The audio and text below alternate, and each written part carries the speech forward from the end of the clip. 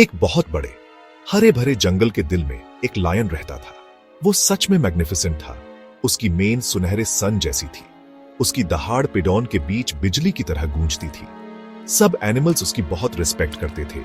वो आखिरकार undisputed king था। उसका प्रेजेंस ही साइलेंस और ऑ कमांड करता था। वो प्राउड और स्टेडी चाल से चलता था। फिर भी एक खामोश उदासी कभी कभी उसके दिल को छू लेती थी। अपने रॉयल स्टेटस और इतनी पावर के बावजूद एक अजीब सा एहसास लायन को अक्सर घेर लेता था। वो अपनी ऊंची रॉक पर अकेला बैठ जाता। वो अपने हरे भरे किंगडम को देखता। उसने बर्ड्स को हैप्पी सॉन्ग्स गाते देखा। उसने मंकीज को जॉयफुल गेम्स खेलते देखा। उसने डियर को इतनी ग्रेस से उछलते हुए नोटिस किया। लेकिन एक शैडो उसके अपने स्पिरिट पर पड़ जाता। उसे लगता कुछ मिसिंग है, कुछ इंपॉर्टेंट। लायन ने दूसरों के लिए गाई जाने वाली प्रेजेस सुनी। नाइटिंगेल की स्वीट वॉइस की सैब एडमायर करते थे। फुर्तीले डीर की स्विफ्ट स्पीड की प्रेज होती थी। क्लेवर फॉक्स की शार्प माइंड की बड़ाई होती थी। यहां तक कि कलरफुल बटरफ्लाइज को भी उनकी डेलिकेट ब्यूटी के लिए काइंड वर्ड्स मिलते थे। वो सोचता था कि उसकी ग्रेट स्ट्रेंथ, उसका किंग होने का वेरी एसेंस अक्सर अनमेंशन्ड क्यों रहता था। ऐसा लगता था कि ये सिंपली एक्सपेक्टेड था, एडमायर्ड नहीं। इससे उसे एक स्पेशल तरीके से अनसीन फील होता था। स्पेसिफिक अप्रिशिएशन की ये कमी लायन पर भारी पड़ने लगी। वो अपने ओन यूनिक वर्थ पर क्वेश्चन करने लगा। क्या स्ट्रांग और ब्रेव होना स्पेशल इनफ नहीं था? क्या प्रोटेक्टर के तौर पर उसके रोल को प्रेज के वर्ड्स नहीं मिलने चाहिए?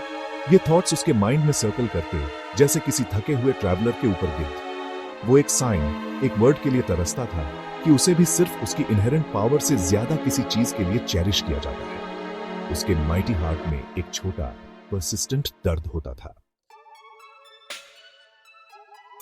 जंगल के क्रीचर्स में एक ऐसा था जिसे देखकर सब एडमिरेशन से आहें भरते थे। यह था पीकॉक। सच में स्टनिंग ब्यूटी वाला एक बर्ड। उसके फेदर्स हजारों कलर से शिमर करते थे। जब वो अपनी टेल फैलाता तो वो जूल्स का फैन लगता था। ब्लूज, ग्रीन्स और गोल्ड सनलाइट में नाचते थे। ऐसा लगता था जैसे वो वर्ल्ड की सारी ब्यूटी अपनी पीठ पर उठाए हुए है। उसका हर मूवमेंट ग्रेसफुल और कैप्टिवेटिंग था। वो एक लिविंग स्पेक्टिकल था। जब भी ये पीकॉक डांस करने का डिसाइड करता, एक खामोशी छा जाती। फिर एनिमल्स की क्राउड जल्दी से इकट्ठा हो जाती। वो उसके एलिगेंट डिस्प्ले को मेस्मराइज्ड होकर देखते। डिलाइट की चर्प्स और ऑ की विस्पर्स हवा में भर जाती। कितना ब्यूटीफुल, वो कहते। कितने मैग्निफिसेंट कलर्स, वो आह भरते। पीकॉक इतराता, उनके ओपन एडमिरेशन में मग्न होता। ऐसा लगता था कि वो उनके अप्रिशिएटिव गेजेस पर ही थ्राइव करता है। उसकी जॉय उसे देखने वाले सभी को एविडेंट थी। लायन अक्सर ये सीन्स डिस्टेंस से ऑब्जर्व करता था। वो बुशेस की घनी झाड़ी के पीछे छिप जाता। एक बिटर फीलिंग उसके पावरफुल चेस्ट में उमड़ने लगती। ये एक ऐसा फीलिंग था जिसे वो पहले समझ नहीं पाया। ये शार्प और अनकंफर्टेबल था। ये फीलिंग जेलसी थी, हरी और टीकी। वो पीकॉक को प्रेज पाते देखता। वो डीपली विश करता कि थोड़ी सी एडमिरेशन उसके लिए भी हो। इसे इतनी प्रेज क्यों मिलती है? लायन चुपचाप सोचता। उसकी अपनी रोर्स, जो यूजुअली कमांड से भरी होती थी, साइलेंट क्वेश्चंस बन गई। उसके फेदर्स ब्राइट हैं, हाँ, पर क्या वो जंगल को प्रोटेक्ट कर सकते हैं? उसू ने अपने स्ट्रॉन्ग बॉडी को, जो लीडरशिप और डिफेंस के लिए बनी थी, पीकॉक के डेलिकेट फॉर्म से कंपेयर किया। इस सब की अनफेयरनेस उसकी रॉयल प्राइड को चुभती थी। उसका हार्ट हर गुजरते दिन के साथ भारी होता गया। उसका स्पिरिट एनवी के साए में डिम होता गया। उसे अपना लाइट फीका पड़ता महसूस हुआ। एक सनी आफ्टरनून, जब लायन एक बड़े बैनियन ट्री के नीचे ब्रूडिंग कर रहा था, एक ओल्ड एलिफेंट उसके पास आया। एलिफेंट का नाम गजराज था और वो पूरे जंगल में अपने काम नेचर और डीप विजडम के लिए जाना जाता था। वो स्लो, डिलिबरेट पेस से चलता था। उसके लार्ज ईयर्स वार्म एयर में हल्के से फैन कर रहे थे। उसू ने कई सीजन्स आते जाते देखे थे। उसकी आईज छोटी होने के बावजूद अंडरस्टैंडिंग का एक यूनिवर्स रखती थी। गजराज, अ वाइज एलिफेंट, ने लायन का डाउनकास्ट एक्सप्रेशन नोटिस किया। उसू ने देखा कि किंग का यूजुअल फायरी स्पिरिट डैम्पेंड हो गया है। अपने चेस्ट में एक सॉफ्ट रंबल के साथ एक ऐसी आवाज जो जेंटल और डीप दोनों थी।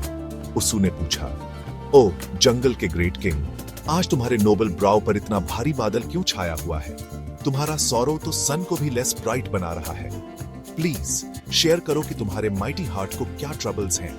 उसकी वॉइस काइंड और जेन्युइन कंसर्न से भरी थी। लायन, जो यूजुअली इतना प्राउड और रिजर्व था, खुद को उस जेंटल जायंट से कन्फाइड करते हुए पाया। उसने पीकॉक की डैज़लिंग ब्यूटी के बारे में बताया। उसने बर्ड को मिलने वाली कांस्टेंट प्रेज से अपनी डीप एनवी कन्फेस की। उसने एक्सप्लेन किया कि कैसे इससे उसे अपनी ओन इंपॉर्टेंस पर डाउट होने लगा था। एलिफेंट ने पेशेंटली सुना। उसकी गेज स्टेडी और अंडरस्टैंडिंग थी। उसने इंटरप्ट नहीं किया। लायन को अपने सारे हिडन फीलिंग्स बाहर निकालने थे। वो स्लोली नॉट करता रहा, ट्रबल्ड किंग के कहे हर वर्ड को अब्सॉर्ब करते हुए। जब लायन ने बात खत्म की, एलिफेंट एक मोमेंट के लिए साइलेंट रहा। फिर उसने अपनी काम, मेजर्ड वॉइस में कहा, ग्रेट लायन, उसने शुरू किया, जरा टाइनी एंट्स के बारे में कंसिडर करो। वो बहुत स्मॉल हैं, है ना?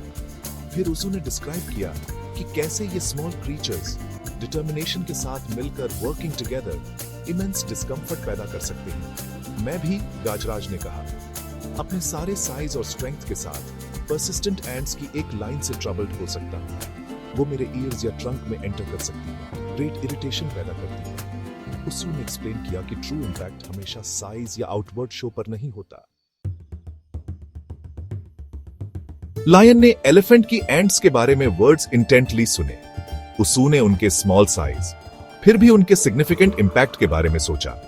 उसने उन्हें पिक्चर्ड किया, टाइनी और डिटर्मिन्ड, वर्किंग टुगेदर। उसने अक्सर उन्हें इनसिग्निफिकेंट समझकर डिसमिस कर दिया था।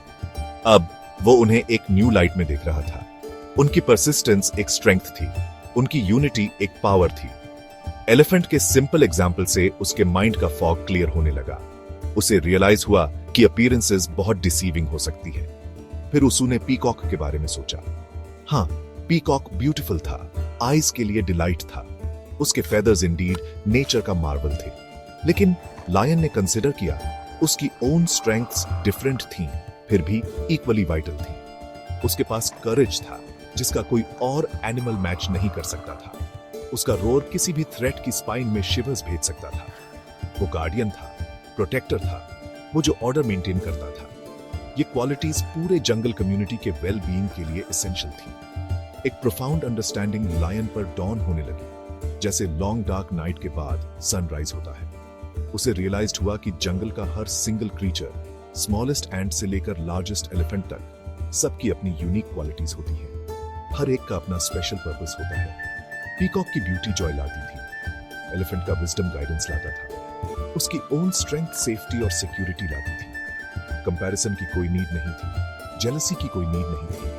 डाइवर्सिटी ही जंगल की ट्रू स्ट्रेंथ थी। इस न्यू फाउंड क्लैरिटी के साथ लायन का हैवी हार्ट लाइटन हुआ। एनवी के बिटर फीलिंग्स मेल्ट अवे हो गए। उनकी जगह सेल्फ एक्सेप्टेंस का एक वार्म सेंस आ गया। वो टॉल खड़ा हुआ, उसकी गोल्डन मेन रिन्यूड ब्रिलियंस से शाइन करती हुई लग रही थी। उसने एक मैग्निफिसेंट रोर मारी, लेकिन इस टाइम ये सैडनेस या फ्रस्ट्रेशन की रोर नहीं थी। ये कॉन्फिडेंस की, अंडरस्टैंडिंग की रोर थी, एक ऐसे किंग की जो ट्रूली अपनी ओन वर्थ जानता था और दूसरों की वर्थ को अप्रिशिएट करता था। जंगल ने सुना और ऐसा लगा जैसे वो भी उसके साथ रिजॉइस कर रहा है। मोरल सबको क्लियर था, कभी दूसरों की क्वालिटी से जेलस मत हो, क्योंकि हर कोई अपने तरीके से स्पेशल होता है।